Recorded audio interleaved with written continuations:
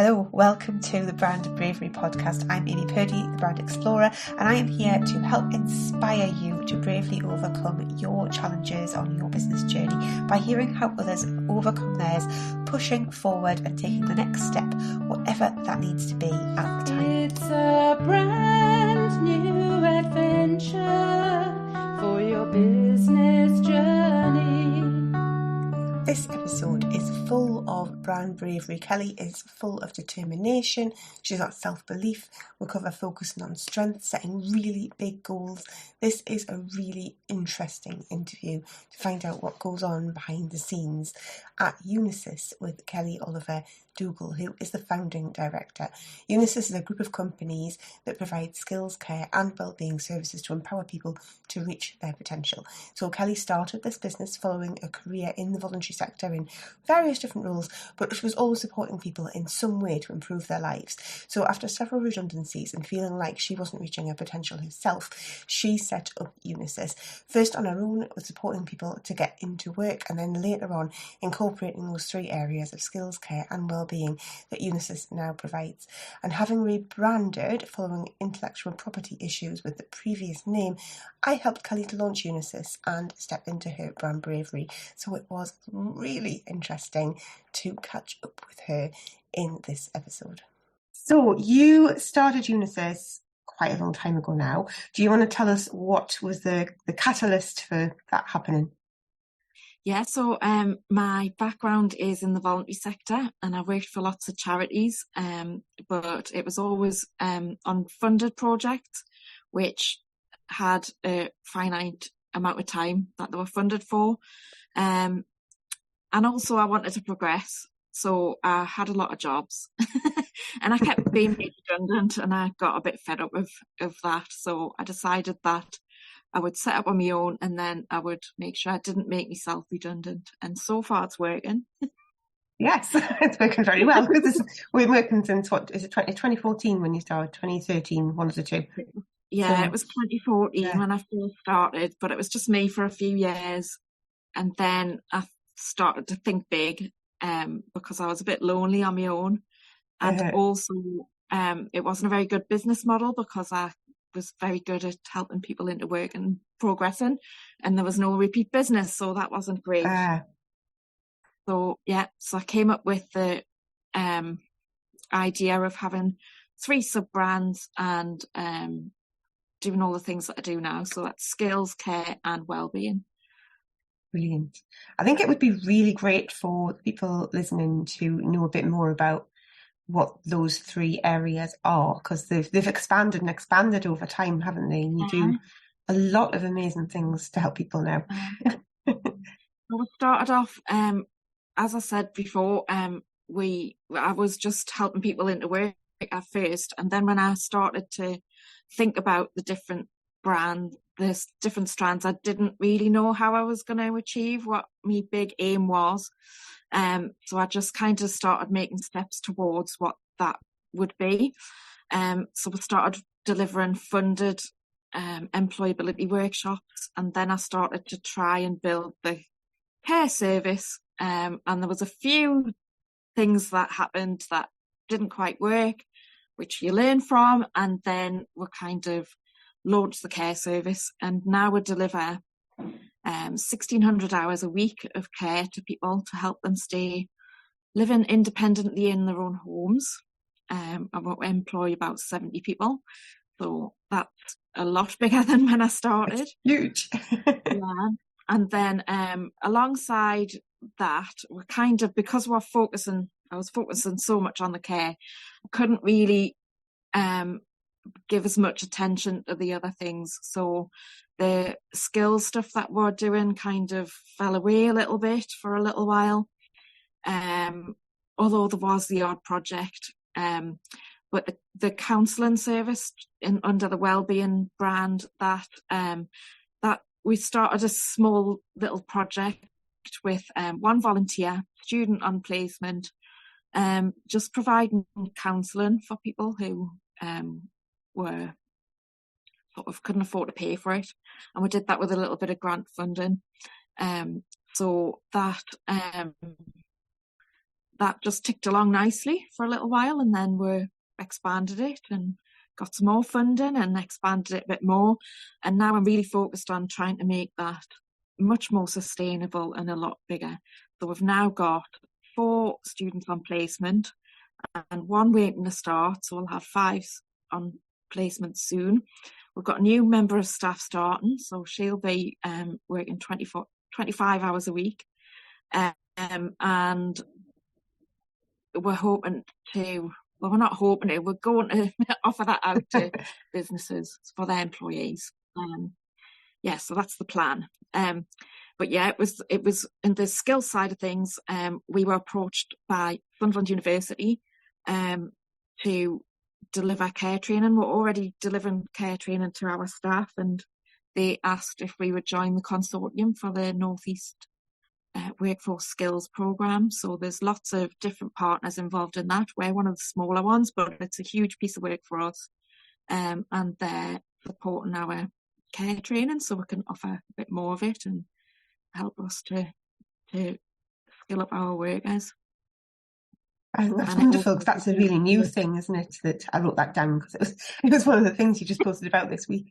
But I think that's wonderful. But I think also, you started this business and you had like loads of experience, obviously, in the voluntary sector, but you were a carer, and then you decided to start this business providing care. I feel like that's quite a brave thing to do. You want to tell us a bit about that? So being a carer was one of the jobs that I had, but that wasn't, well, it was working for a charity, but it wasn't quite working on a funded kind of project. It was more commercial, that side of the charity. But yeah, so I did care work for a few years, and then I changed jobs into employability. So I was helping people into work in that job, and then and helping people to stay in work if they've been off with it's like a health condition. And then I worked in different other various roles. So I decided to bring all that under one roof. Sorry, I've forgotten the question. I was saying that, you started this with you being a carer, but like to make that decision to start this care side of Unisus. So that was quite brave. It was quite a jump. Yeah, it was. And I was kind of inspired by some coaching that I had, where like a lot of the people because we're in a group and we all kind of had this mindset that you had to have the skills to be able to do the work, but actually you started thinking, well, actually, if you hire someone else to do the work that you're not very good at or you don't know about, then you don't have to stick to your experience and you can sort of branch out. So that's what I decided to do.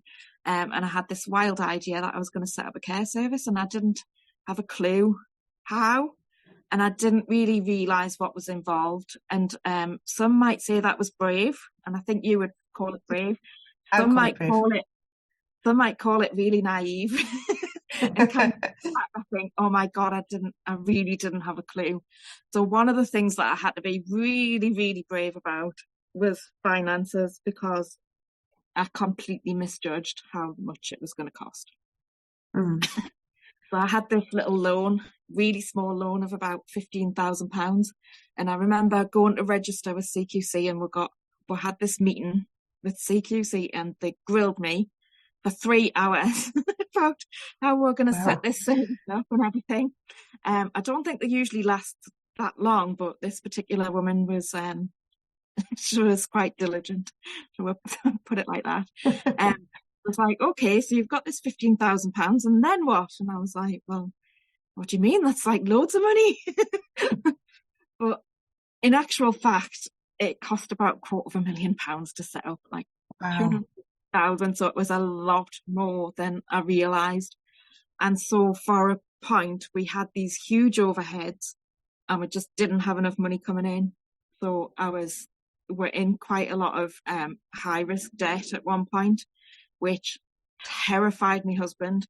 Now, I'm the kind of person who likes to juggle things and kind of find solutions. So although I wasn't totally comfortable with that, I was more used to it. Whereas my husband, he likes to save up before he buys things. So he's really careful with money. And so our sort of values clashed a little bit during that time. And yeah, I can't say that I was relaxed about it. I absolutely wasn't. I was really worried. I put a lot of effort into trying to secure the finances that were needed to be able to carry on. And I managed it. When I look back, I think, how on earth did I do that? That was How on earth did you do that, Kelly? Yeah.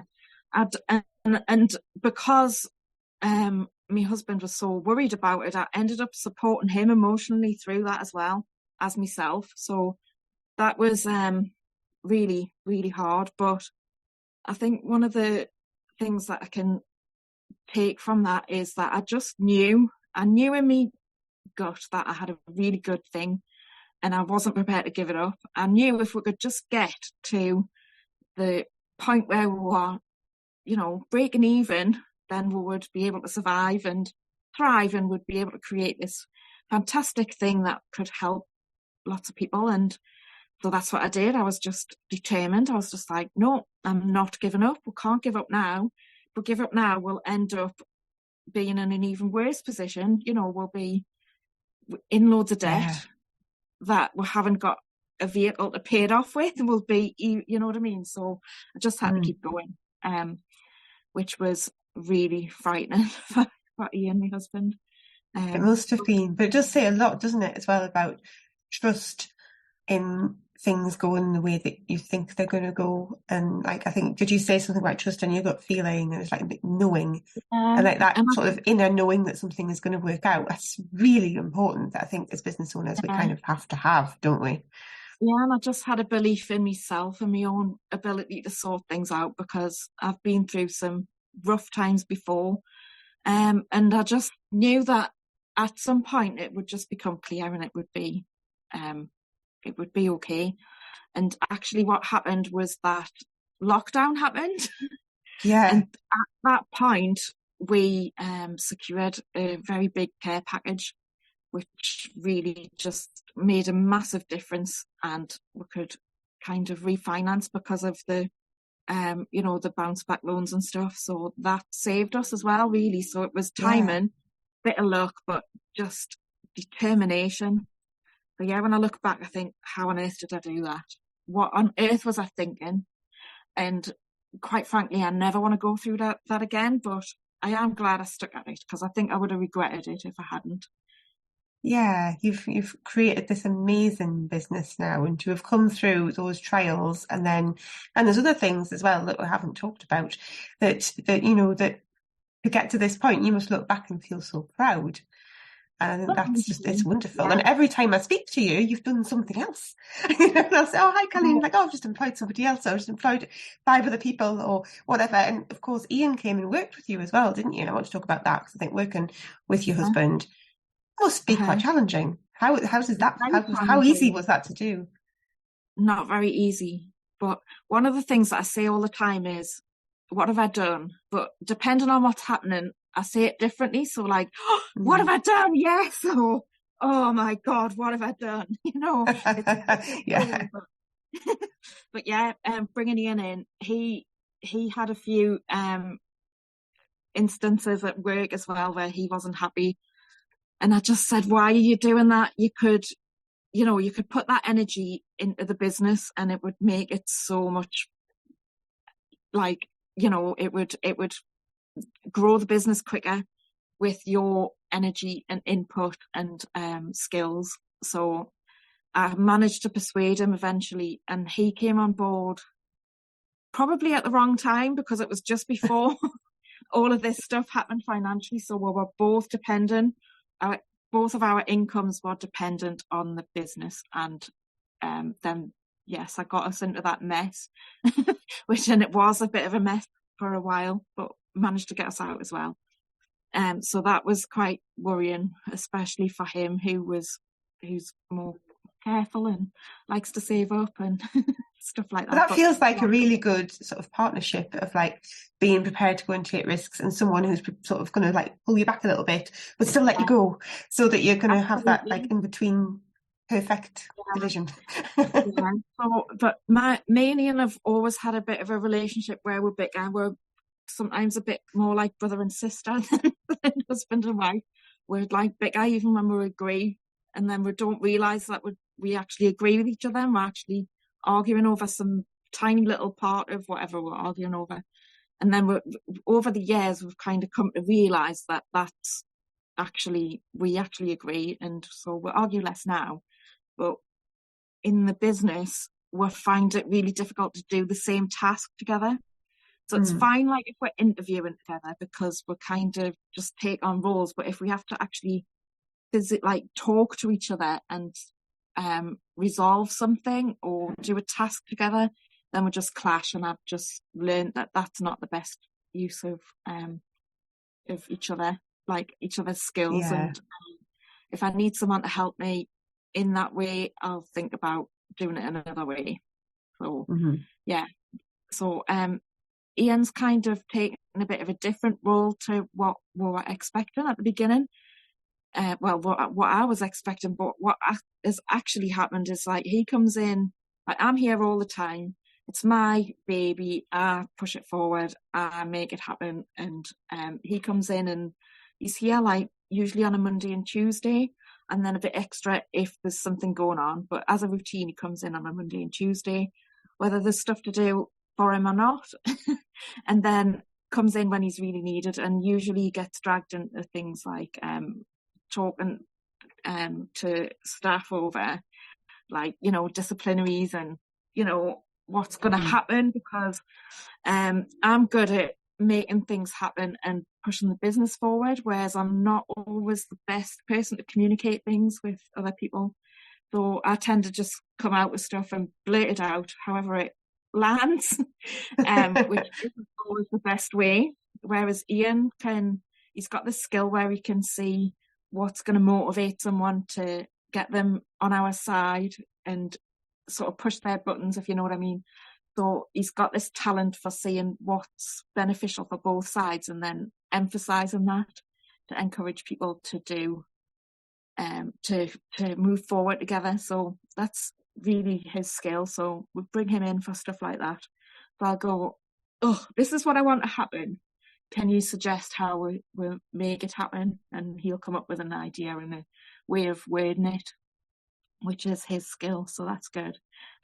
That's great. I love that you've highlighted an awful lot of his strengths as well, but your strengths too in there. Yeah. And I think one of the things that I know you do a lot of is you're always developing new skills, aren't you? You're always doing training, you're always learning.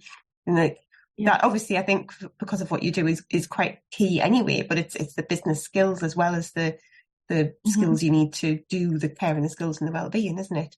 And I think continuing to do those things, even when you must know quite a lot already, it's amazing.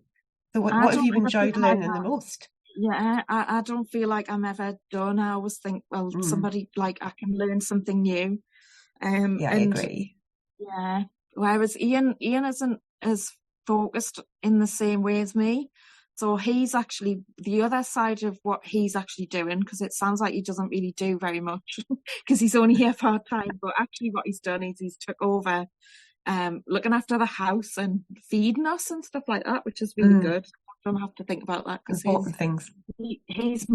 he enjoys cooking and just making sure everything's working at home. So that's great because I don't have to think about it anymore. So yes, you often take photographs, don't you, of your dining table with your food on it?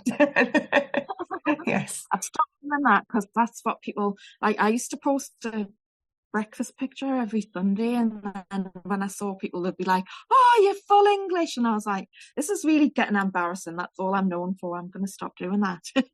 So yeah. Sorry, I think it was during lockdowns. That was one of the only things that it was the highlight of the time, wasn't it? Food. So yeah, it certainly was. Lockdowns. Yeah, I'm kind of big highlight. I don't do it as much now. So I wanted to talk about, obviously, the time when we started working together on the Unisus brand, because before being called Unisus, you were called something else. I don't know if you're allowed to say what it was or if you want to say what it was. Yeah. Not important. But obviously you had to rebrand because there was some IP issues. Do you want to share a bit about that time? Yeah, so that was really hard because I think I had the idea to have the 3 sub-brands. So I had Mm. those sub-brands already. So I'd done a brand refresh with the sub-brands with you, I think. So it was Yeah, Signet East. And then when we started to launch the care side of things, along came another company called Signet who had the same name and were obviously, well, they were following on social media, and the name kept coming up, and I was thinking, do you know what? There's something not right here. I need to go and check. And I thought, first, like, I knew about them, and for ages I just thought, oh, it'll be all right, it'll be all right. But then, when they started following us on social media and stuff, I started thinking, maybe this isn't okay. Maybe I need to go get some advice. So I did. And I remember it was the last day before Christmas, and I went to the IP centre in Newcastle yeah, for a meeting. And they said, well, you can use the brand for the skills and wellbeing, but you can't use it for care because it's the Signet bit part of it that's important, and that's the bit that's clashing with this other company. So I was devastated, to be honest. I was like, oh my yeah. The God. day before Christmas too. Well, it wasn't a day before Christmas. It was it was the last day of work. And so it was like maybe Mm. it's Friday the 19th or something like that. Yeah, And I just remember being so devastated because, I had this whole thing about signets and the sort of baby swan, the ugly duckling. And yeah. You built it up beautifully with a whole story around it. Yeah, and some people said, oh, well, what it means to me is when you're like, when you see the swans like just on the water, but underneath they're like paddling like this and nobody can see, that's me. And that's what people would say to me.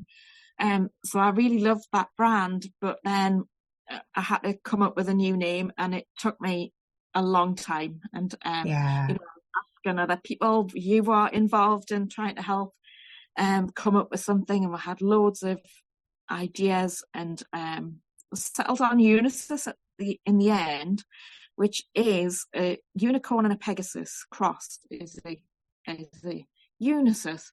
So that is the horned so a unicorn, but crossed with a Pegasus, which is a horse with wings, and the unicorn's the horse with a horn. So that's what a Unisus is. But most people just call them unicorns because they don't realise that they've got another name. And there are yeah. some other names that you can call the same thing, such as Pegacorn and can't remember the other names, but they're not as good. So we No, that settled sounds on a bit My Little Pony, doesn't it? Unisus sounds serious. Yeah, well, and this is the thing. So it sounds quite, in a way, corporate, which is kind of me in a way. So I've got a community background, but actually we want to be commercial as well. We don't want to be a charity, but we want to do good things. We want to help people, but at the same time, we don't want to be charity. So it's kind of in between that social enterprise sort of values. And it reminded me of when I was growing up with I don't know if you remember He-Man and She-Ra. I And I think think I She-Ra didn't had really watch those. so that was a cartoon that was on, and there was a Unisus on that, and My Little Pony does have a Unisus on it as well. So it's quite playful, but then it doesn't sound like it is. So that's one of the reasons. And nobody had heard of that word before, so it was some of the like big brands, they don't have anything to do with what they do in the name, like Tesco and Asda. God knows where that comes from. Do you know what I mean? You'd have to Yeah, look it up. Asda's Associated Dairies, and it's just pinched the first ones. I don't know about Tesco. I think But, Tesco is yeah. something to do with the people who started it, and the two names mushed together. But anyway, they have like random names, don't they? So that's kind of, it can be meaningless, but it can mean something as well. And I kind of thought it was quite magical as well with the Unisus. It's not really definitely. a real creature. And when I was looking for names, I was thinking about the evolution of the signet and the swan and that sort of thing, because we're the strapline of the company's empowering people to reach their potential. And that goes for clients as well as staff. And one of the reasons is because I didn't feel like our reached my potential when I was an employee. So I've certainly had a lot more opportunity to try new things and take risks Yeah. since I've started in business. So I think I'm reaching my potential now. So it was that we're looking for that sort of theme, and so we're thinking flourish or thrive, but none of them quite worked. But the Unisus, it just stuck, and so I did have someone ring up once and go, Unisus, who named that? And I was like, well, actually it was me, and they were absolutely mortified. Well, one person out of however many you've reached, I think that's okay. I'm quite proud of it, so I wasn't really offended. It's not going to appeal to everybody, and that's okay. Do you know what I mean? As long as I'm feeling proud of it and feeling brave because of it, then I think that's the important thing. Yeah, naming is so hard, isn't it? I've had loads of conversations just this week about naming businesses, and it's such a challenge. It takes ages to come up with a good name, doesn't it? Because you have to be sure you like it. And especially when you had one that you really liked, to have to swap over to something else it's just devastating, really. I felt awful for you.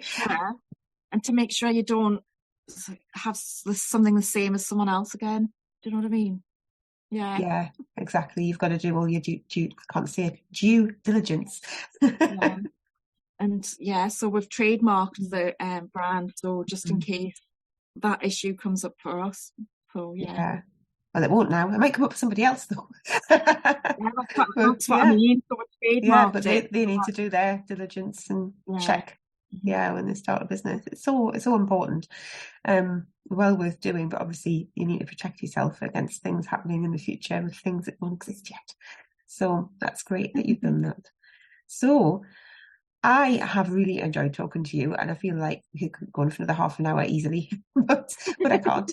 So you were going to share a tip with us, which, and I know you told me what it was at the beginning, and I think it really, you've alluded to it all the way through. It's clearly a really good one. So do you want to tell us what that is? Yeah, it's just to whatever you think that you can do in business, just think bigger, because I think that's what I did when I first started. I thought about what I could do, and I was small. I made myself small, but actually when I started thinking bigger and what was possible and what I could achieve, even if you don't get to that big overarching goal, you've still got higher and more success than what you would have done if you just started off with a really small goal. So a big, massive goal and a big vision of what you want the business to look like when it's finished. And I've actually more than achieved my original vision, because I think I set out to have 50 staff, and I've now got 70. The care service is sort of flourishing and still growing, and the other two parts of the business are still quite small compared to where I want them to be. So the aim now is to get those as established as the care.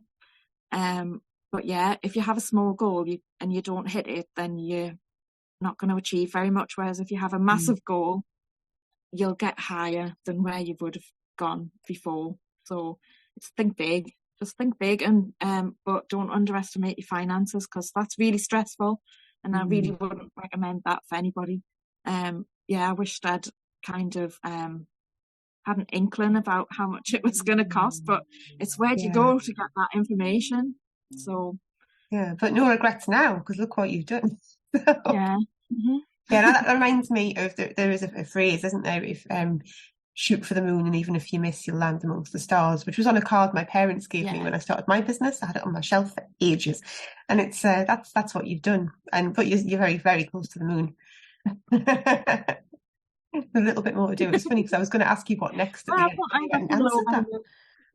I'm sorry, I missed that. I was going to say, sometimes I over the moon when I think about what I've achieved, and other times I just think, oh no, well I haven't achieved it because everybody else has done it. If it wasn't for the other, like me, staff, I couldn't have done what I've done. So but I think Ian reminds me a lot that it's because of me, because if it wasn't for me, none of that would exist. But I still have to give credit to the other people who helped me. Yeah, absolutely. You're empowering them all to reach their potential, aren't you? Just like the strapline says, living it. I love that. Thank you very much. Thank you. Thank you for listening to the Brand Bravery podcast. Check out the show notes for all the links and information you need, including links to my social media and my website, so you can let me know what you thought of this episode. Please share with anyone else who you think would enjoy this. Subscribe if you haven't already, and I'll see you in the next episode.